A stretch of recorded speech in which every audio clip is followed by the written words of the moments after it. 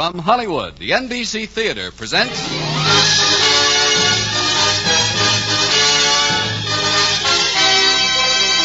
Screen Directors Playhouse, production The Killers, director Robert Siodmak, stars Burt Lancaster, Shelley Winters.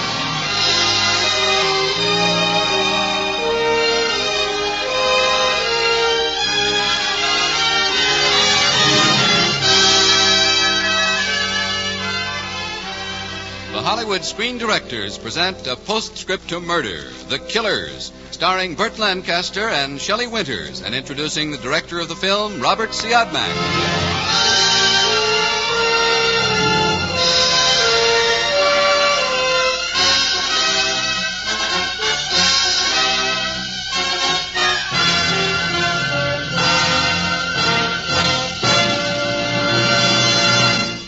It's not always necessary to have lived a fabulous life in order to create fabulous motion pictures.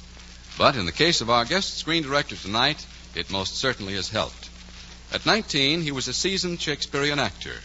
At 20, director of the Dresden, Germany Stock Exchange. At 21, rich. At 23, broke again. At 24, he launched the brilliant motion picture career that was to bring him to Hollywood. The director of such thrilling films as Dark Mirror, Spiral Staircase, and tonight's story, The Killers. Ladies and gentlemen, Mr. Robert Siodmak. Thank you. Hollywood has given the world two kinds of motion pictures which are typically American. They are the Western and the gangster films, such as The Killers. This is not to say that America is a country of gangsters any more than a country of cowboys.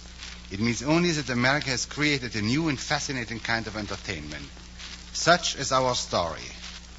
That instant is drama. Now here it is, The Killers, starring Burt Lancaster in his original role of Swede and Shelley Winter as Kitty.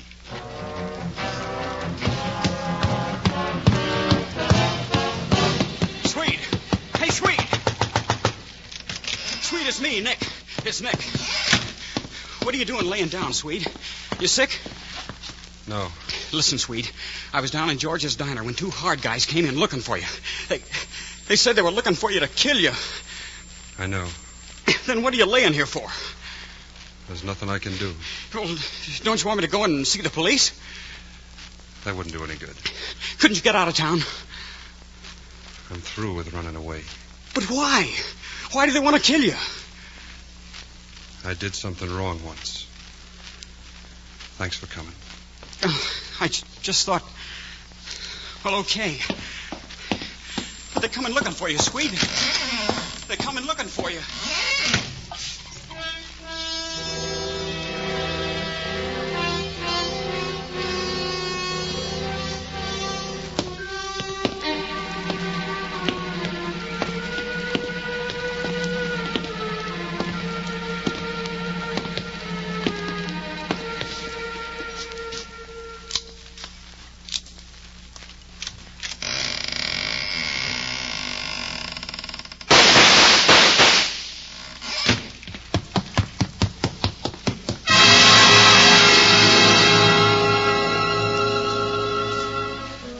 He did something wrong once. What? A gas station attendant murdered in an out-of-the-way town called Brentwood, allowing himself to be murdered, helplessly and without complaint submitting to extermination. Why? Why does a man come to such an abject end? Headquarters put me on the case because I had some college criminology and because I'd known Swede, the victim, back in the old days. This isn't the story of how we got Swede's killers. That's routine police work, and you've heard that story 1,000 times. What brings a man to such an end as Swede's? That's the important personal story, and this is it.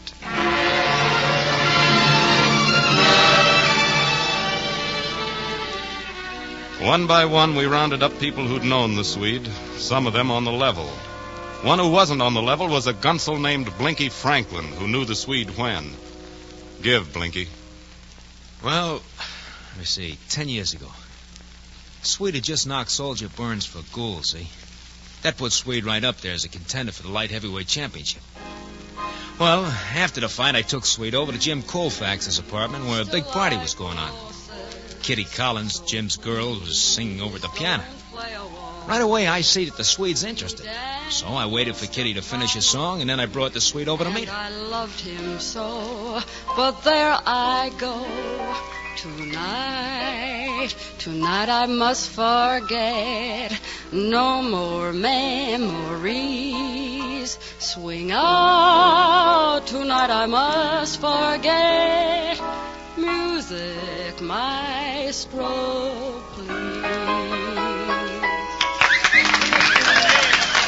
Hey, Kitty. Oh, hello, Blinky.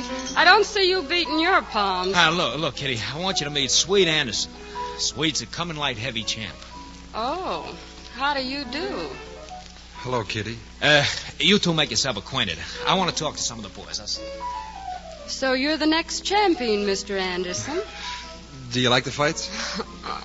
I'm afraid I never saw one. No kidding. I can't bear brutality. The idea of two men beating each other to a pulp makes me ill. Well, I don't get hurt.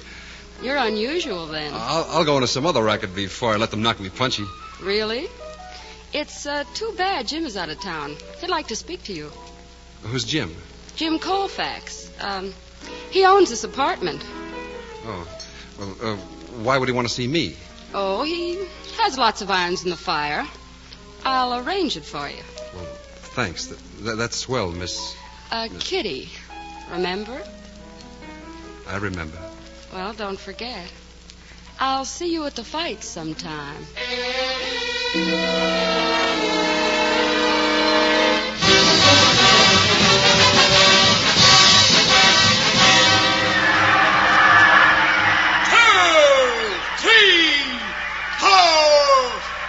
Swede, get up! Get off that canvas and fight! Swede, get up! Get up!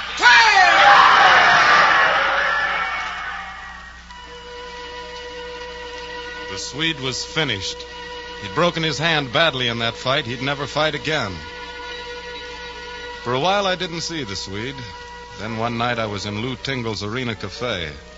I'd been given a tip on some hot jewelry, and sure enough, there was some of it walking in on Kitty Collins' dress.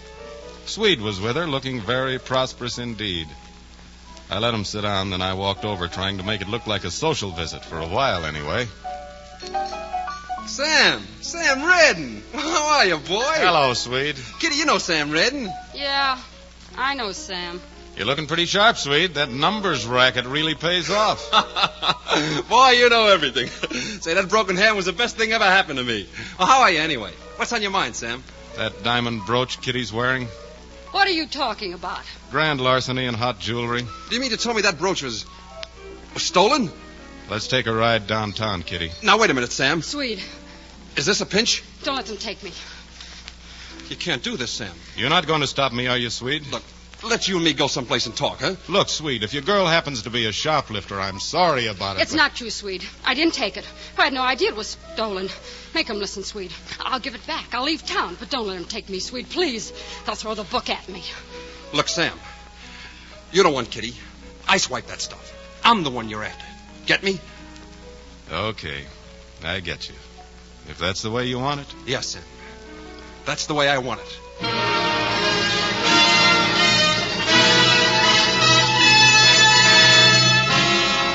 I pleaded with him to tell the truth, but he stuck to his story, and it got him 3 years.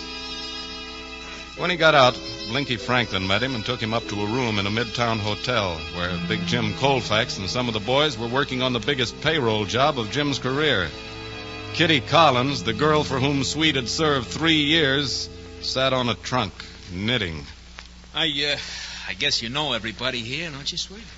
Welcome back, Swede. Hello, Jim. There's Dum Dum over there grousing around. Ah, yeah. Of course, you know, Kitty. Hello, Swede. Didn't hear from you much in prison, Kitty. I'm not much for writing. You know that. I know it now. Let's get started, huh, boss? What's the new pitch? Pull up a chair, Swede. Now, this is big. It's the Prentice Hat Factory payroll over in Hackensack. We walk in as workers tomorrow morning and lift the roll. I'll give you the details in a minute. After the stick-up, we split up and meet again on the halfway house tomorrow night on Route 1. Halfway house, Route 1. How much is in it first? Yeah, it ought to be good for $250,000. Ah, not bad. Split how?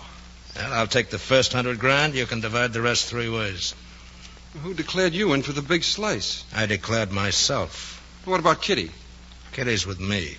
What do you mean, Kitty's with you? Don't start anything now, Swede. What do you mean she's with you? I spent 3 years in stir for a robbery she done. What are you trying to give me? She's with you. You want a blueprint, Swede? All right, I'll give you a blueprint. Shut up, Jim. You keep your mouth shut if you don't want it slapped shut. You'll put a hand on Kitty, Jim. You just try. Oh, keep out of it, Swede. Kitty's Jim's girl now. Get out of my way, Blinky. Swede, mind your own business. This is my business. You crazy, Swede? What did you hit him for? I'll kill you for that, Swede. Reach for your gun and I'll kick your brains out. Cut it out, both of you. Cut it out. Why, you dumb palooka. Give me a hand, Blakey. Yeah. I ought to give you the works, Swede. Anytime you say Colfax. I got a job to do tomorrow. Tomorrow morning at 8. Here's the full pitch now.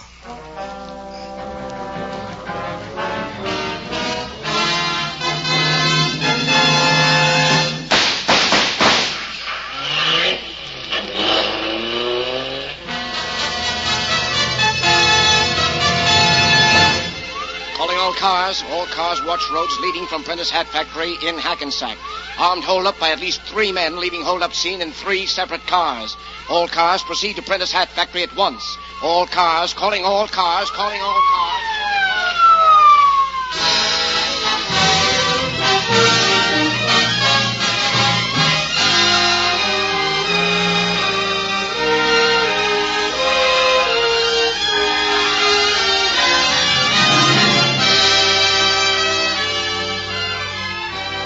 You are listening to the Hollywood Screen Directors presentation of The Killers, starring Burt Lancaster and Shelley Winters, and introducing the director of the film, Robert Siodmak.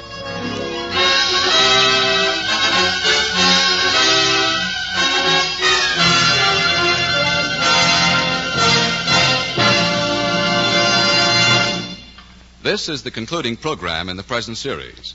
Beginning July 1st, the Screen Directors Playhouse will be heard on Fridays at 9 p.m. Eastern Daylight Saving Time under the sponsorship of Pabst Blue Ribbon Beer. The opening program in the new series will star Cary Grant in Mr. Blandings Builds His Dream House. Remember the time, July 1st, and each Friday thereafter at 9 p.m. Eastern Daylight Saving Time. We invite you to be with us then. And now, back to the second act of tonight's production of The Killers.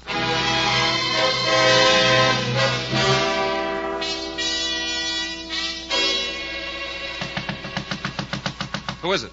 Kitty, quick. Let me in, Swede. What's the matter? Close the door. Swede, I'm gambling my life coming to you like this. What's the matter? What's wrong? Colfax is going to double-cross you. Going to double-cross me? They aren't going to Halfway House after the robbery. You'll go there, but they'll be someplace else. And so will the money. Why are you telling me this? You're Jim's girl. Swede, I can't let them double-cross you after you took that 3-year rap for me. Is that the truth? So help me, Swede. It's the truth. They're going to meet at that old farmhouse on the North Turnpike. They are, huh? They are. Thanks for putting me wise, Kitty. What are you going to do? I'm going to do them like they mean to do me. Don't give me away, darling. Don't you worry, baby. You know why Jim hates you like he does? Because of me, Swede. He knows how it really is between you and me. Oh, Kitty. Kitty, why did you ever go back to him? I don't know. Maybe because I hate him. I'm poison, Swede. Poison anyone I really love. I don't care if I hurt Colfax. Kitty. Kitty, you're not going back to him again. You're leaving with me tonight, after I handle Colfax at the farmhouse. I love you, Swede.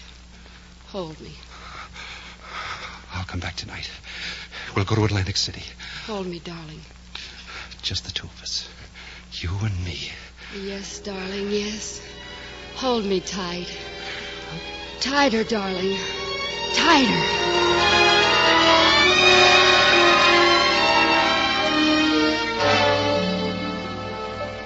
Boys, I'm tired of waiting for Swede to show up. I'll just take my money now. Shove me the suitcase, dum-dum. Let's start counting. Okay by me, boss. Start counting, Jim, so I can start counting. Okay, boys, hold it. Ah, Swede, what's the idea? Get your hands up. All three. You're reaching for trouble, Swede. Swell idea you guys had, huh? Leave me to cool my heels at the halfway house while you split the dough here. You were told of the change, that's why you're here. Shut up. I'll take that suitcase.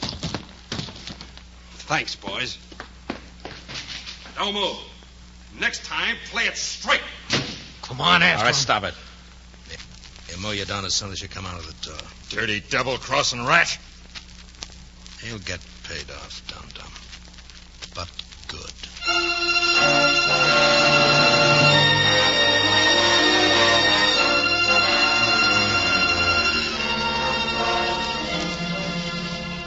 Swede and Kitty escaped to Atlantic City with the $250,000. They stayed there for several days. Then, well, a woman named Queenie, a chambermaid at the hotel where they stayed, supplied us with the rest of that episode.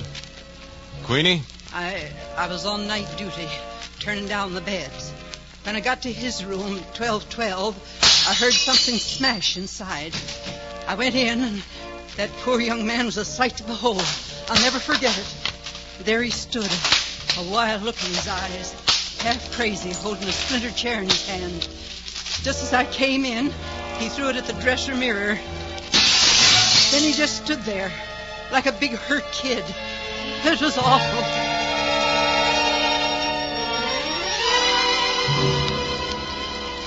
She's gone. Oh, sir, you mustn't carry on like that, sir. She's gone.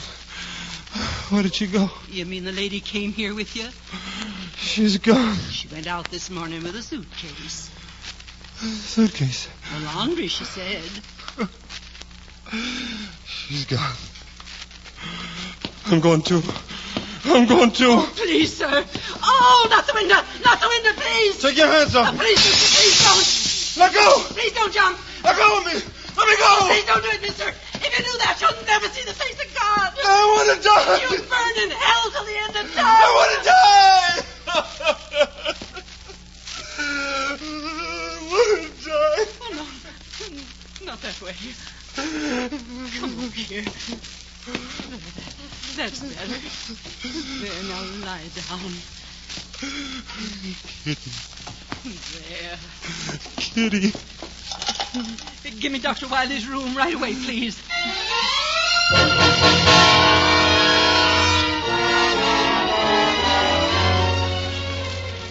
Swede never saw Kitty again. For 6 years, Swede Anderson dropped out of sight. Then one day, a heavy, sleek convertible rolled up on the gravel of a gasoline station in Brentwood, New Jersey.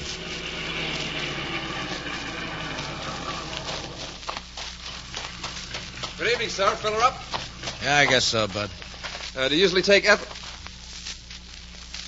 Ethel? Yeah. Yeah, Swede. Ethel. I must look Swedish. Everyone calls me Swede. This town got a name? Yes, sir. Yes, sir. What is it? Brentwood. Brentwood. Yes, sir. Yes, sir. Brentwood, huh? Yes, sir. Sweet.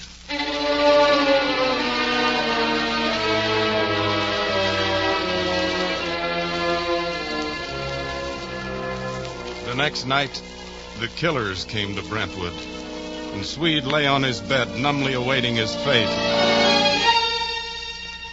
I did something wrong once.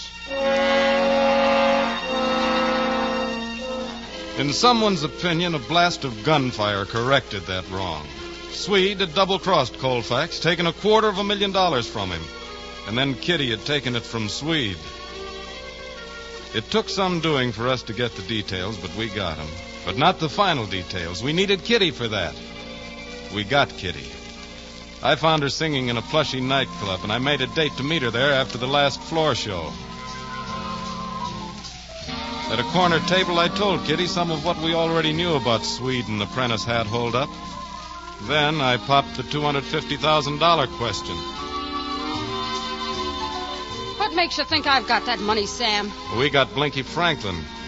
Blinky talked. There's a chambermaid in Atlantic City who remembers your face from pictures we showed her. And I've just had a talk with Jim Colfax. You've seen Jim? He's mighty provoked about your skipping out with all that money. You told him I took it? He's mighty provoked. Look, Sam, suppose I raise 70,000 of the missing money. Huh? Sam, I've turned over a new leaf. I've got a home now and a husband. I'm leading a life that's worth fighting for. Sam, what can I do to save something out of that life? Tell me. Turn state's evidence. What do you want to know? Who planned the robbery? Jim Colfax. Say that in court? Yes. After you took the money and left Swede flat in Atlantic City, how did you get rid of Jim Colfax? I staged a fight with him 2 days later and walked out on him, too. And you were in the clear because nobody knew you'd been with the Swede and taken his money away from him. Lovely girl. Sam, can't we go somewhere else and finish this talk? Where? Well, how about your apartment?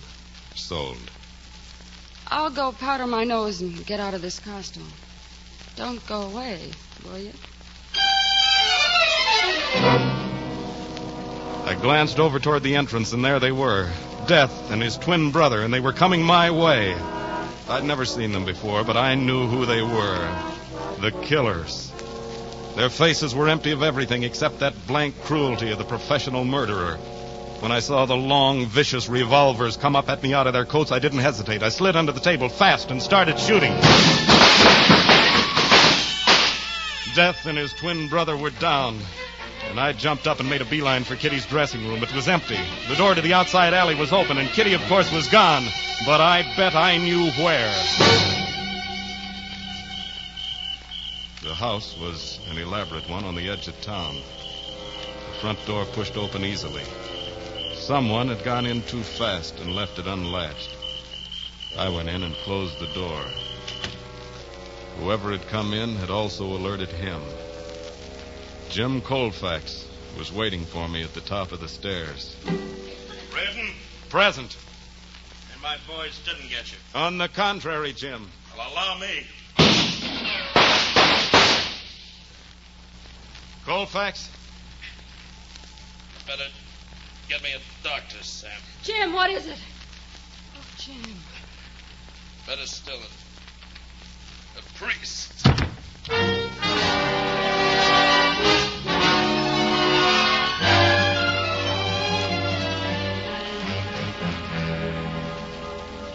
Oh, Jim. Jim, darling, I'm sorry. I love you, Jim. I know, Kitty. It wasn't your fault. Sam? Yeah, Jim. Tell me, how'd you figure it? Look, anyone can go to the Hall of Records and find out you and Kitty were married. You knew I was lying when I said I'd thrown Jim over. We know a lot of things, Kitty. I don't know why Jim sent those killers to blast the Swede. I had to. Swede was the only one who knew that Kitty had ever had the money. Poor Swede. He never knew that Kitty brought the money straight back to you. You two framed the whole thing so you wouldn't have to split the take with anyone. You just used the Swede to pull your chestnuts out of the fire. But I didn't have anything to do with Swede's killing. No? Jim, tell him. Tell him I didn't know about those gunmen. Jim, you're dying, so why not say it? Say Kitty is innocent. It's no use, Kitty. Say it. Say it, Jim. Say Kitty is innocent. Say it. It's no use, Kitty. Say it, say it, say it! He's dead.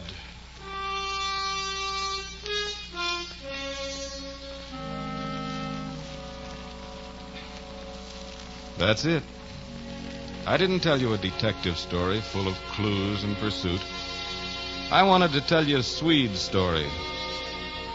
There are a lot of people in the world like Swede. More sinned against, perhaps, than sinning. Sure, Swede was to blame for a lot of things. But who is to blame for Swede? He's gone now, despair dying on his lips. There's nothing I can do about it. I'm through with running away. I did something wrong once. Thanks for coming. What about Swede? I read something the other day. I can't forget it. It went, any man's death diminishes me because I am involved in mankind. And therefore send not to know for whom the bell tolls. It tolls for thee. I did something wrong once. What loosed the killers on Swede? Something he did, or something we didn't do, all of us? I did something wrong once. I wonder. What did we do wrong?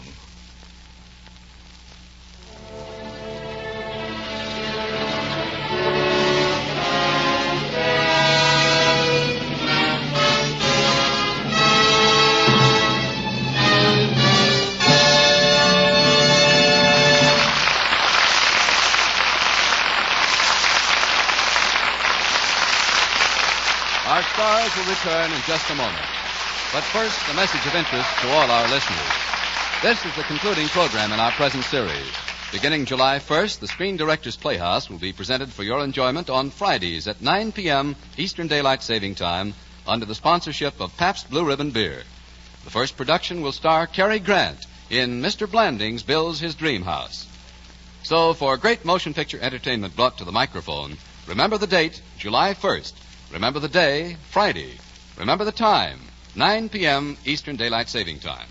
Now, here again are our stars, Burt Lancaster and Shelley Winters, and screen director Robert Siodmak.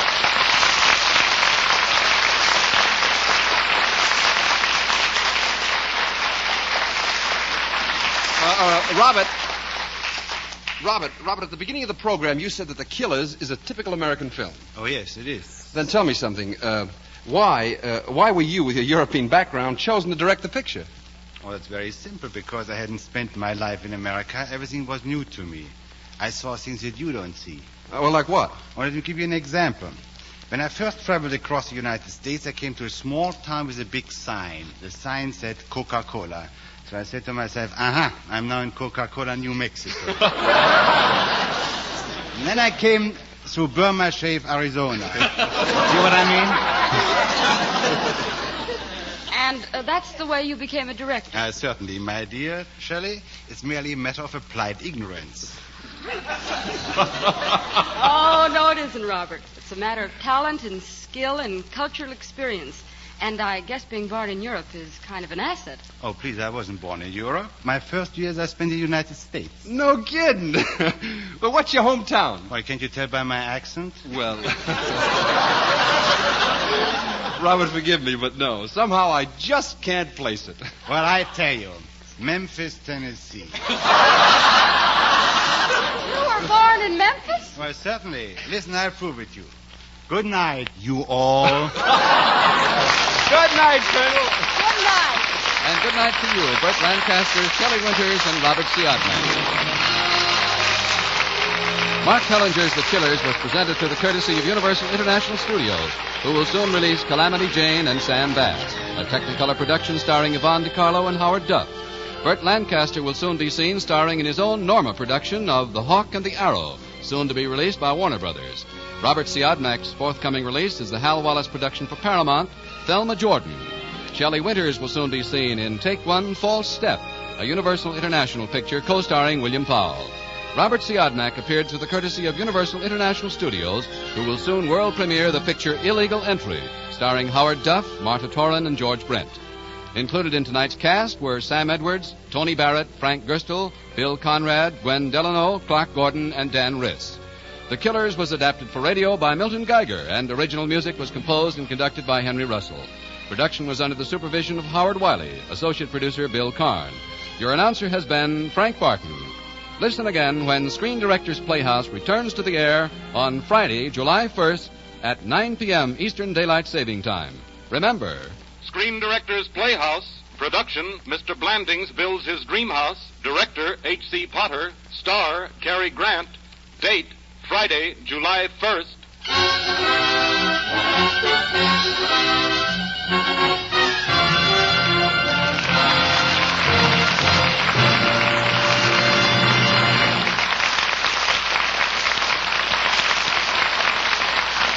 the NBC Theater came to you from Hollywood.